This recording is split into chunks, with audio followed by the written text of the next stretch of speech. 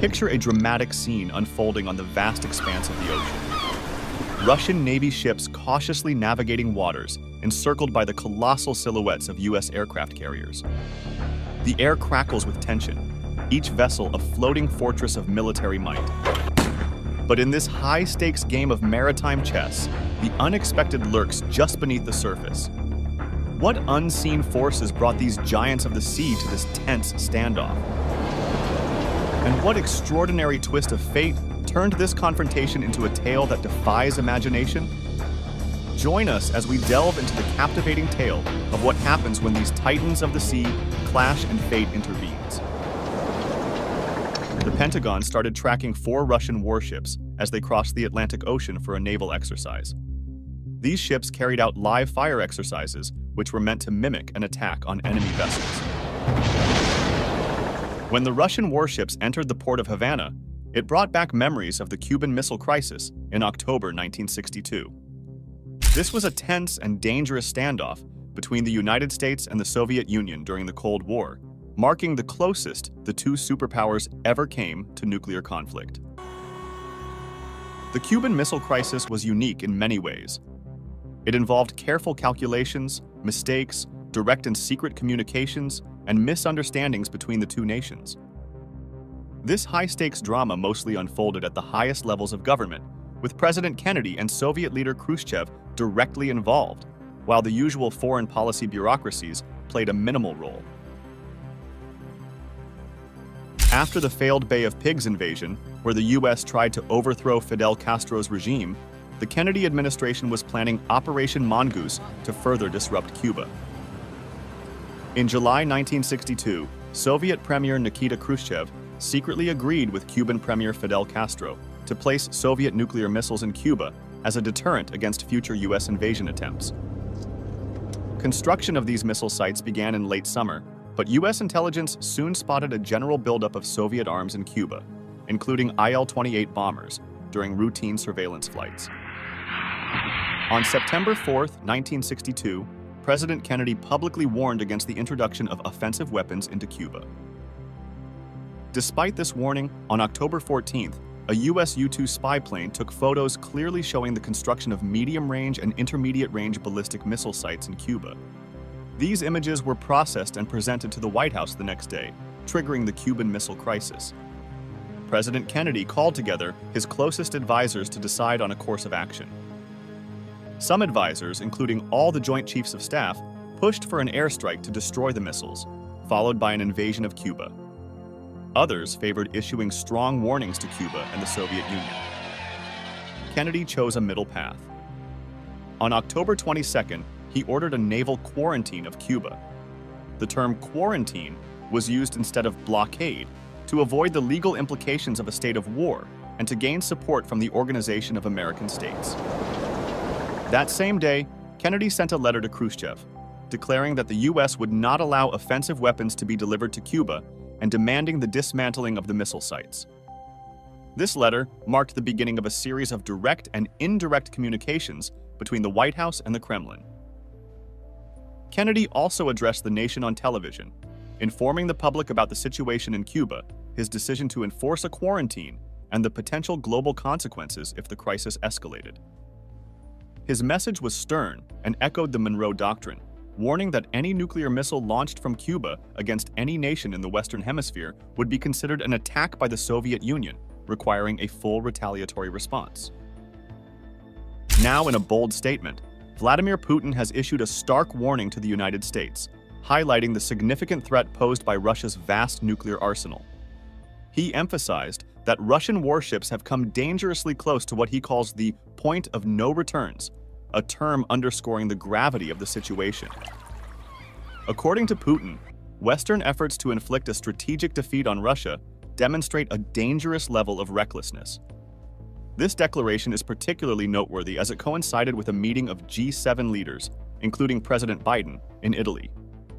The agenda included plans to provide Ukraine with financial aid using confiscated Russian assets, a move that has infuriated Putin. He described this action as theft and vowed that the Western states would face repercussions. Ironically, experts argue that Russia doesn't even have a proper fleet. Just 2 years ago, no one believed Ukraine could withstand Russia's military power. Yet here we are in 2024, with Ukraine's fierce resistance proving all the skeptics wrong. Despite being significantly outmatched, Ukraine has managed to defend its sovereignty and push back against Russian forces, showcasing extraordinary courage against overwhelming odds. Russian naval forces were among the most formidable challenges Ukraine faced. However, through innovative strategies, resourcefulness, and international assistance, Ukraine has effectively challenged Russian naval dominance in the Black Sea and the Sea of Azov. Saying that Ukraine contested Russia's naval dominance might even be an understatement considering recent developments. Need a hint? On March 22, 2022, a Russian Raptor-class vessel was hit by a Ukrainian anti-tank guided missile, causing the high-speed coastal patrol boat to be swiftly towed away. On March 24, 2022, an Alligator-class landing ship called Saratov, docked in Berdyansk, Ukraine, caught fire. The Ukrainian Navy claimed responsibility, reporting the attack was carried out using short-range OTR-21 Tochka tactical ballistic missiles. Russia confirmed the ship was towed from the area, but gave no details about the cause of the fire. Notably, the Russian Navy had only 3 of these Cold War-era ships in active service, so this successful targeting represented a significant blow to Russia's naval capabilities. In the following days, 2 other Russian ships, the Tsezar Kunikov and the Novocherkassk, docked nearby, also fled the area under similar circumstances, fire and smoke engulfing their decks. On April 13, 2022, one of Ukraine's biggest wins in the naval theater occurred: the sinking of the Slava-class guided missile cruiser Moskva, the flagship of Russia's Black Sea Fleet. The Moskva, leading the naval assault during Russia's invasion of Ukraine, played a crucial role in the amphibious assault on Snake Island. As one of the most powerful and iconic warships in the region, its destruction was a major blow to Russia.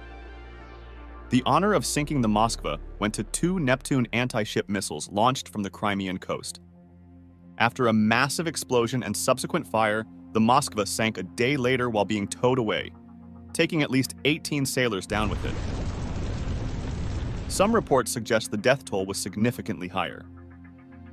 The symbolic destruction of the Moskva, named after Russia's capital, was a huge morale boost for Ukraine. Early May 2022 brought no relief to the Russian Navy. The Ukrainian forces continued their relentless attacks, causing significant damage to more Russian vessels, further challenging Russia's naval presence in the region.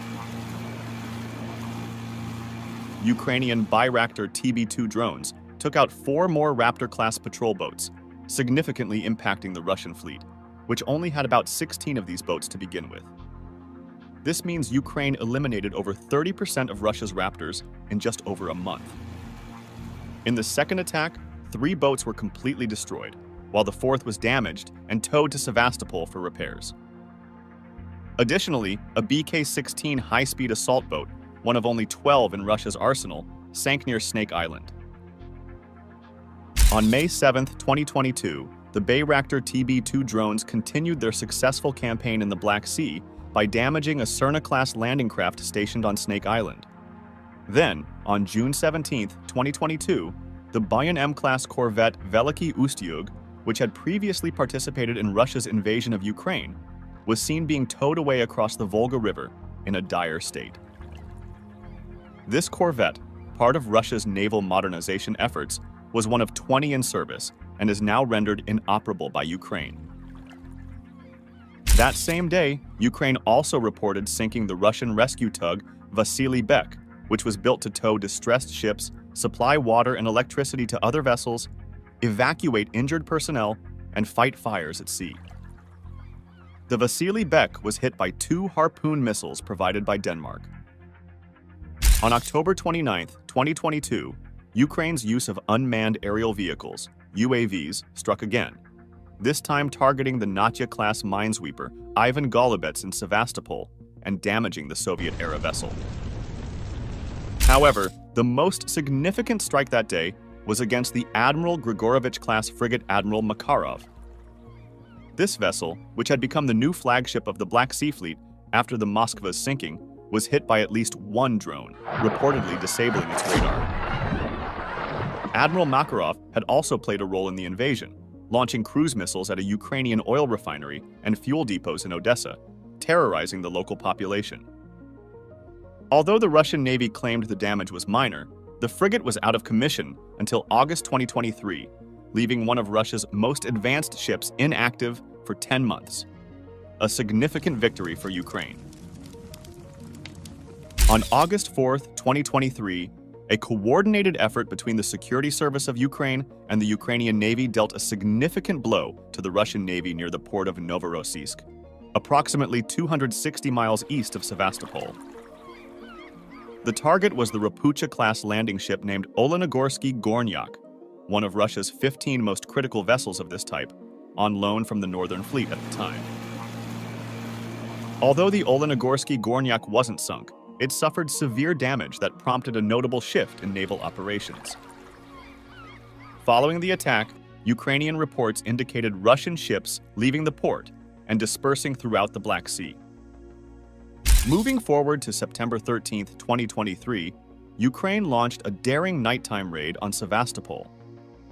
Sukhoi Su-24 supersonic bombers were instrumental in targeting two significant Russian vessels: the improved Kilo-class attack submarine Rostov-na-Donu and another Rapucha-class landing ship named Minsk.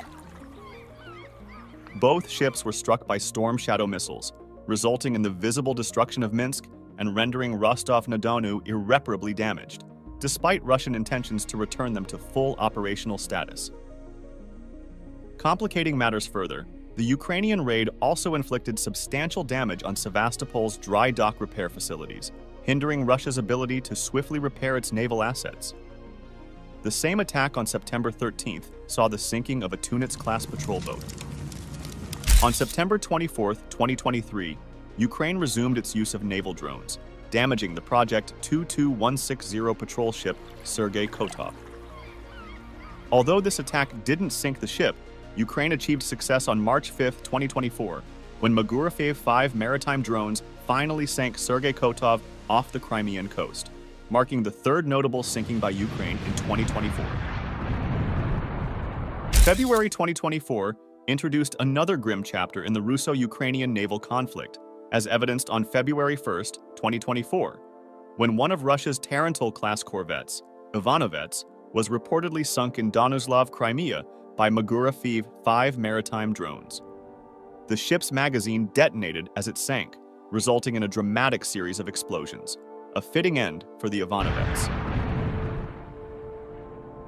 Continuing this trend, on February 14, 2024, Ukraine successfully targeted and finished off another vessel previously damaged in March 2022, further asserting its naval prowess in the ongoing conflict. The fate of the large Rapucha I-class landing ship Cesar Kunikov mirrored that of its counterpart, Novocherkassk, but with confirmation from Russian sources due to Ukrainian footage verifying its sinking.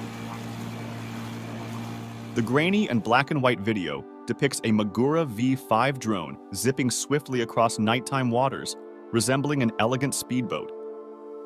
In a dramatic showdown similar to David and Goliath, this small drone strikes the 370-foot-long behemoth, triggering a spectacular explosion. The footage captures Cesar Kunikov listing to its side before descending into the depths, carrying approximately 70 crew members. The aftermath of this incident was profound. Putin dismissed Black Sea Fleet Commander Admiral Viktor Sokolov, who was replaced promptly by Vice Admiral Sergei Pinchuk. This move underscored the severity of Ukraine's successful attacks on the Black Sea Fleet. A month later, Admiral Nikolai Yevmenov, Commander-in-Chief of the Russian Navy, also faced replacement, highlighting the strategic shakeup in response to Ukrainian military actions. Fast forward to March 23, 2024, when a Ukrainian missile strike damaged the Yuri Ivanov-class intelligence ship Ivan Kurs during an assault on Sevastopol. This ship had previously been targeted by Ukrainian drones in May 2023, marking a sustained campaign against it. Ivan Kurs plays a critical role for Russian forces, equipped with radar warning receivers and electronic surveillance devices, crucial for locating Ukrainian radars and missile installations along the Black Sea coast. Protecting this equipment is pivotal for Ukraine to maintain its defensive capabilities against Russian aerial and naval threats. The Kommuna, the Russian Navy's oldest operational ship, became the target on April 21, 2024, struck by an anti-ship missile in Sevastopol, though the extent of the damage remains undisclosed. Continuing their effective use, on May 6, 2024, Magurov-5 naval drones destroyed a Mangust-class patrol boat, valued at $3 million, used for search and rescue operations and countering subversive activities. When you add up all these attacks, it's evident why reports are celebrating the Ukrainian forces for taking down an impressive 25% of Russian ships in the Black Sea. Not bad for a country that doesn't even have a navy, right? There's even talk that Russian vessels are abandoning the Black Sea altogether, sparking hope that Ukraine might reclaim Crimea after a decade.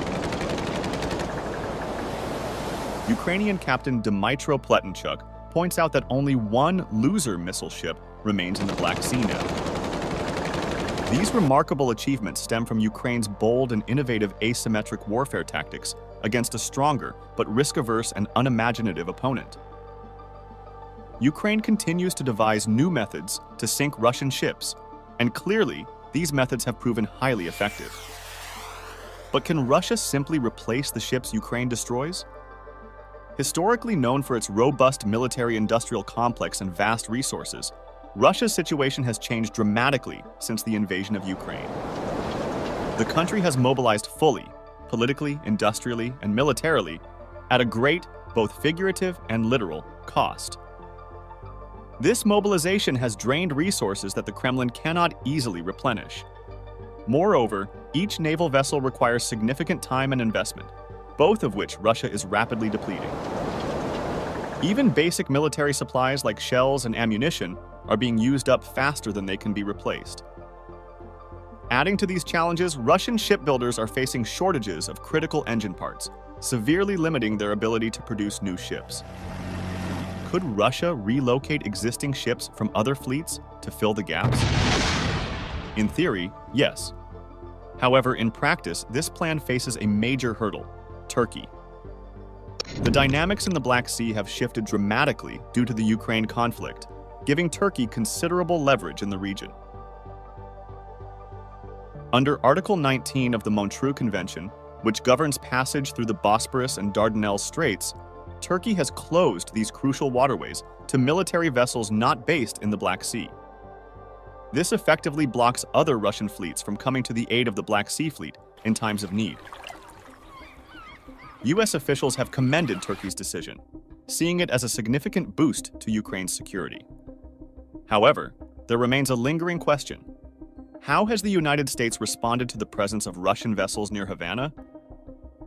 Despite initially downplaying any potential threat posed by these ships as they approached, the U.S. has taken proactive measures. This was highlighted by the United States Naval Institute, USNI, on June 11, 2024, which reported on Russia's missile tests in the Atlantic. According to USNI, the U.S. has stationed ship spotters along its coast to closely monitor Russian activities. Additionally, the U.S. has dispatched several of its ships, including 3 guided missile destroyers, to survey the Russian fleet. Complementing these efforts is the deployment of a P-8A Poseidon anti-submarine aircraft, specifically tasked with countering the presence of the Kazan nuclear submarine. This demonstrates a robust response aimed at matching and neutralizing any potential threats should the Russian ships deviate from their stated training objectives. A day after the USNI report, the UK's Daily Mail noted that American ships positioned themselves just off the US coastline as the Russian flotilla approached within 25 miles of Florida. The Royal Canadian Navy also joined in by deploying the HMCS Ville de Quebec, a Halifax-class frigate, to support the monitoring operation alongside the U.S. This coordinated effort underscores America's vigilance in closely monitoring the situation. But what if a worst-case scenario unfolds? What if Russia opts to launch an attack or engage in aggressive actions during its naval exercises? To answer these concerns, we must examine both the capabilities of Russia's vessels and the resources deployed by the United States in response. Among Russia's flotilla, the rescue tug and fleet oil tanker play supportive roles, but lack the firepower for direct naval combat. The focal points for potential conflict would likely be the Admiral Gorshkov and the Kazan submarine. The Admiral Gorshkov, the lead vessel of Russia's new Gorshkov-class multi-role frigates, commenced construction in 2005. It represents Russia's ambitious effort to modernize its naval capabilities amid America's significantly superior navy. Measuring approximately 426 feet and crewed by 200 personnel, the Admiral Gorshkov boasts formidable weaponry. Equipped with 3D air search radars, it can detect incoming aircraft and potentially intercept anti-ship missiles. Its arsenal includes a 130 mm gun mount and a 30 mm close-in weapon system, designed to defend against aerial threats with precision. Speaking of missiles, Admiral Gorshkov is armed with 8 of Russia's SS NX-26 Yakhont cruise missiles, specialized for ship-to-ship combat against any type of naval surface vessel. These missiles are highly potent, boasting a range of 186 miles and offering a choice between a 440-pound explosive warhead or a more powerful 551-pound semi-armor piercing warhead.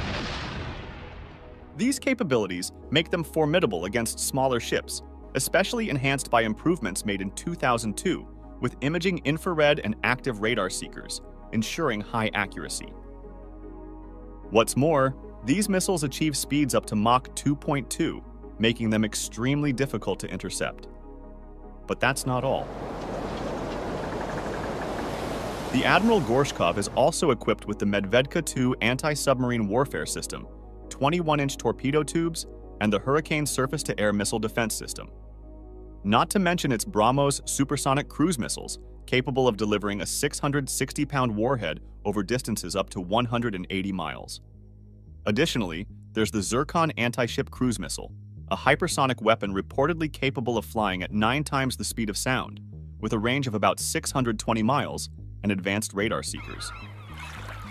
These impressive armaments highlight Admiral Gorshkov's capabilities on paper, showcasing some of Russia's most advanced naval technologies.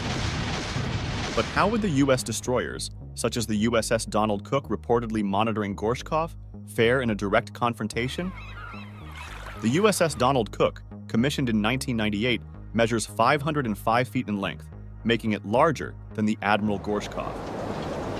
It accommodates a larger crew of 330 enlisted sailors and up to 26 officers at full capacity.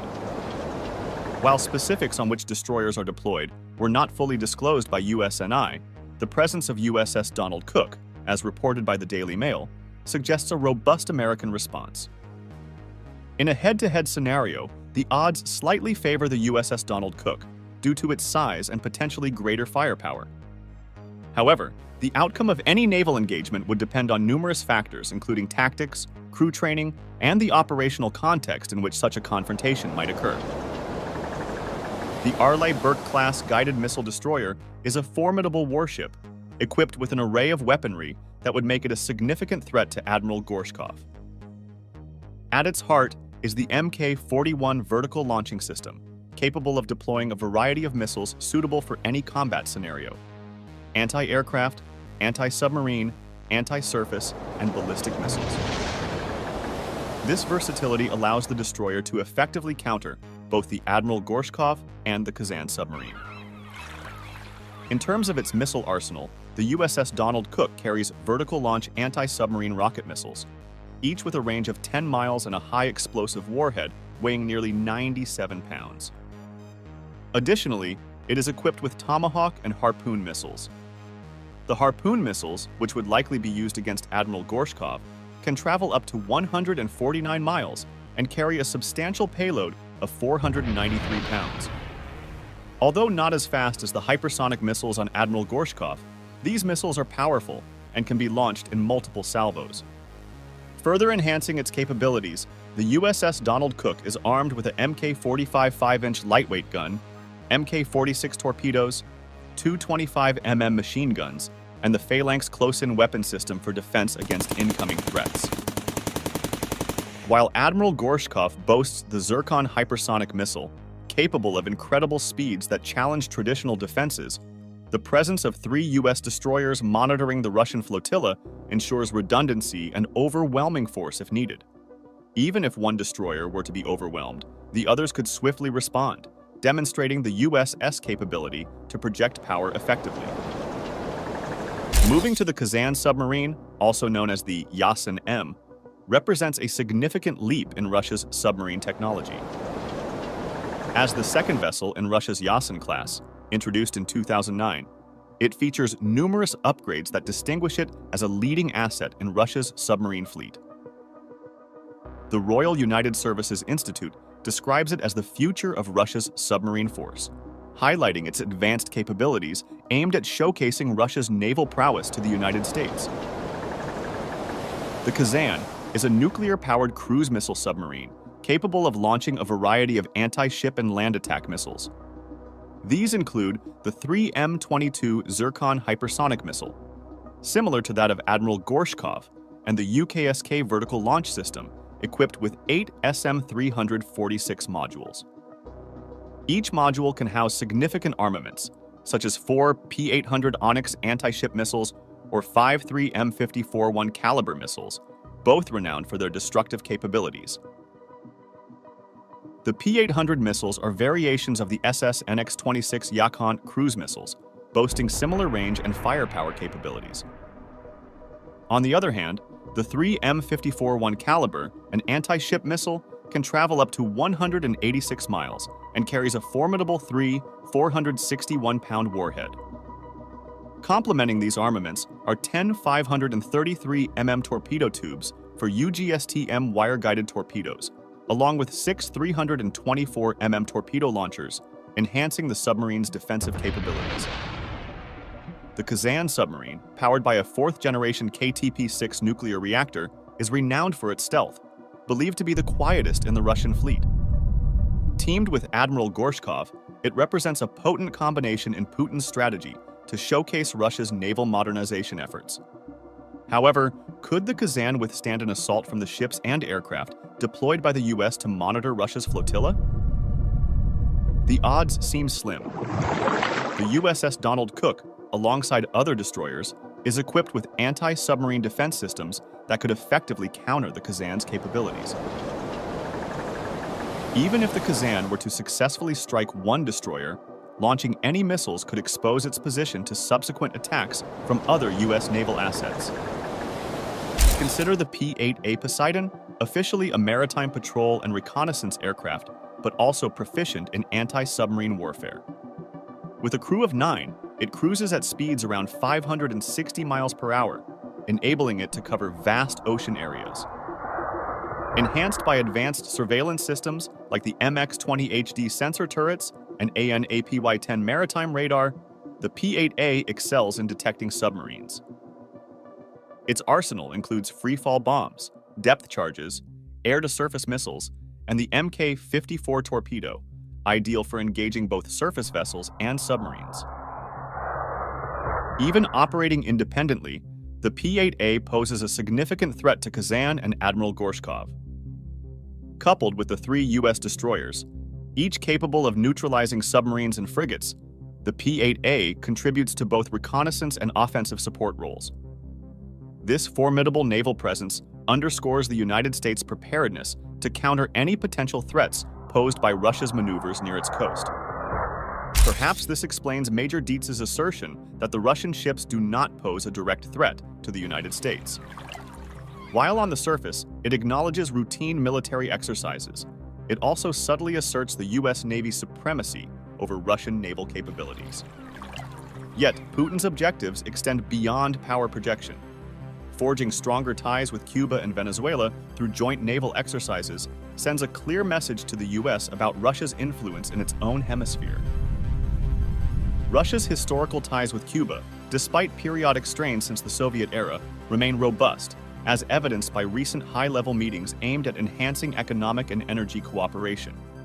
Positioned just over 200 miles from Miami, Cuba's proximity underscores its strategic importance in Russia's geopolitical maneuvers.